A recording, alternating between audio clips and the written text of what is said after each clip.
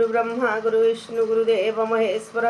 गुरुरेव परं ब्रह्मं तस्मै श्री गुरुवे नमः। अखण्डमण्डलाकारं व्याप्तयेनं चराचरं तत्पदं दर्शितं येनं तस्मै श्री गुरुवे नमः। तस्मै श्री गुरुवे नमः। तस्मै श्री गुरुवे नमः। ओम नमः शिवाय। ओम नमः शिवाय। ओम नमः शिवाय।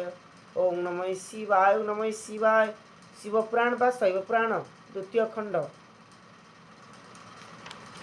तीर्थ भ्रमणार्थे कार्तिकेय आगमन प्रथम भाग।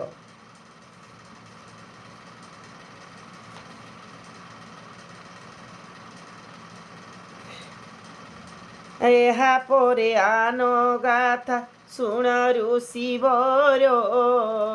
ମାତା ପାର୍ବତୀଙ୍କ ଗିର ମାନିଣ କୁମାର ତୀର୍ଥ ପର୍ଯ୍ୟଟନ ଲାଗି ହୋଇଲେ ବାହାର ମୟୂର ବାହନେ ବିଜେ କରିଣ ସତ୍ପର ପୁଣ୍ୟର ଯିବା ଲାଗି ମନେ କରି ବାଞ୍ଛା ଉତ୍ତମ ତୀର୍ଥ ଯିବାକୁ ବଳାଇଲେ ଇଚ୍ଛା ସେହି ଦିଗେ ମୁଖ କରି ବହୁ ଦୂର ଯାଇ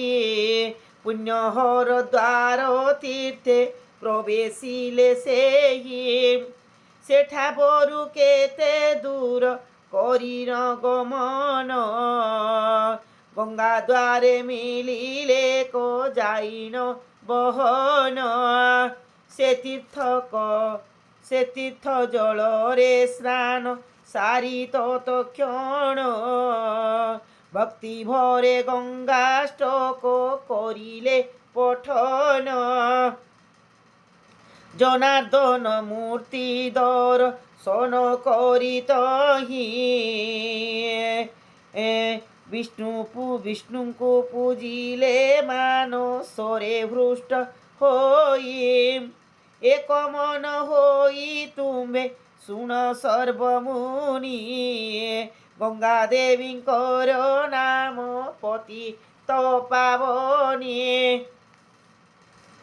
ତାଙ୍କ ଆଦ୍ୟା ତୀର୍ଥ ଜଳେ ଯେହୁ କରେ ସ୍ନାନ ସେଠାରେ କରଇ ଜନାର୍ଦ୍ଦନଙ୍କୁ ଦର୍ଶନ ସକଳ ପାତକ ତାର ହୁଅଇ ବିନାଶ ଦେହାନ୍ତେ ମିଳଇ ତାକୁ ବୈକୁଣ୍ଠେ ବାସ ସେ ମହାତୀର୍ଥରେ ସ୍ନାନ କରି ଶମ୍ଭୁସୁତ କେଦାର ତୀର୍ଥରେ ଯାଇ ମିଳିଲେ ତୁରିତ ସର୍ବଦା ପବିତ୍ର ସର୍ବଶ୍ରେଷ୍ଠ ସେହୁ ସ୍ଥାନ ତହିଁ ସ୍ନାନ ସାରି ପୂଜା କଲେ ଜନାର୍ଦ୍ଦନ ନାରାୟଣଙ୍କୁ ଯେ ସେଠାରେ ସେ ଯେ ଦେଖଇ ସହସ୍ର ଗୋଦାନ ଫଳ ତାହାକୁ ମିଳଏ ସେ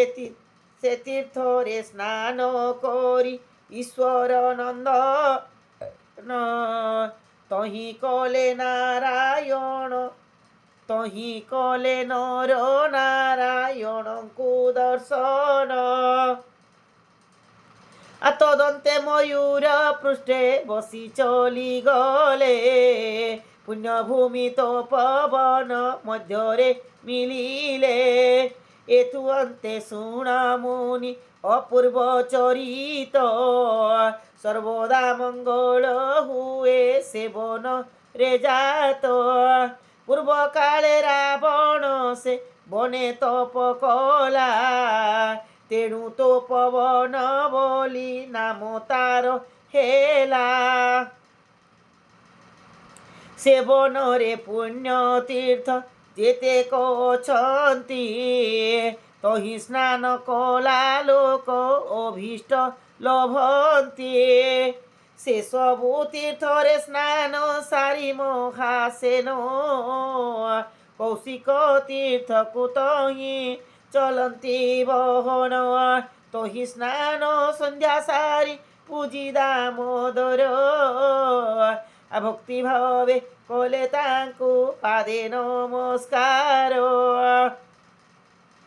से तीर्थ को छाड़ी तो जाई सोडानन गौतम सरोवरे जले कले स्नान आकुले उठी आदित्यंको करी नमस्कार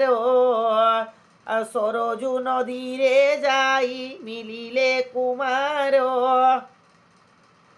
जले पशि स्नान सारी कूले विष्णु सेवी सात्विक भक्ति रे विष्णु रूप मने भाविए से नदीर तीरे तीरे करीन गमन रामघाटे प्रवेश होइले बोहन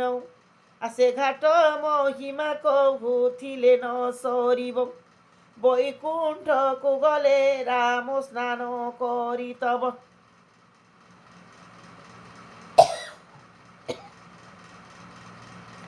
तांको सहितरे जेते कल्लोक स्नान कले चतुर्भुज होई सर्वे बैकुंठ को गले तही स्नान सारे स्कंद जायण सत्परे क्षणके प्रवेश हेले प्रयाग तीर्थरे प्रयाग अटई तीर्थ मानक राजन से तीर्थ जल रे स्नान कले सड़ा नन देवता मानकु जल दान कले तोष प्रयाग राज्य रे वास कले 3 मास अस्ताबर मानंकु नीति देई सोडानन ऋषिंकु तोषिले जल दे ऋषिंकु तोषिले जल देई जल दान तदन्ते पश्चिम मुख होई चली गले कालिंदी जाह्नवी संग तीर्थरे मिलिले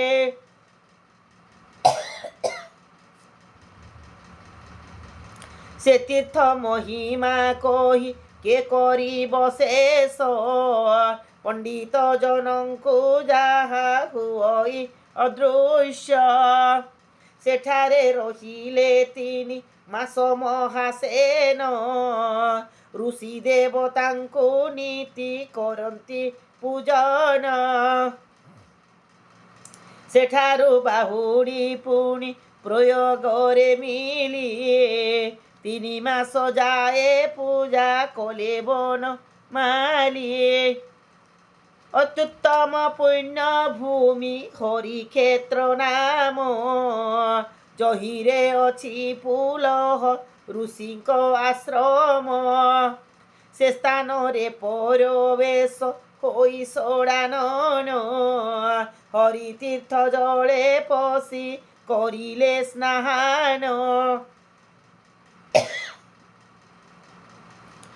पुलक ऋषिंकु बचन रे तोष करी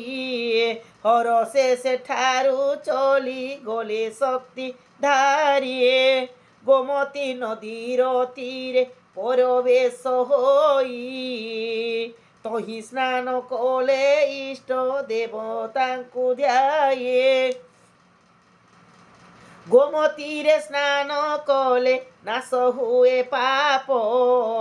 सर्वदा सुंदर होई रही थाए रूप गोमती तीरे छंती गोकन्ये कलिंग तांको पूजा करी तहु चली गले बेग बाटे जाऊ गंडुकीर जले स्नान करी विपाशा नदी रे स्नान कले शस्त्रधारिए सेठा बरु चली जाई कुरुक्षेत्र मिली आकुंडे स्नान करी देखिले जेवन मालिए कच्छप रूपरे तमु ବିଷ୍ଣୁ ଅବତାର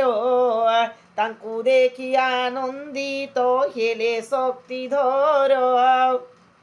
କଚ୍ଛପକୁ ଯେଉଁ ଜନ କରଇ ଦର୍ଶନ ତାହାର ସମସ୍ତ ପାପ ହୁଅଇ ଦହନ କଚ୍ଛପକୁ ଯେଉଁ ଜନ କରଇ ଦର୍ଶନ ତାହାର ସମସ୍ତ ପାପ ହୁଅଇ ଦହନ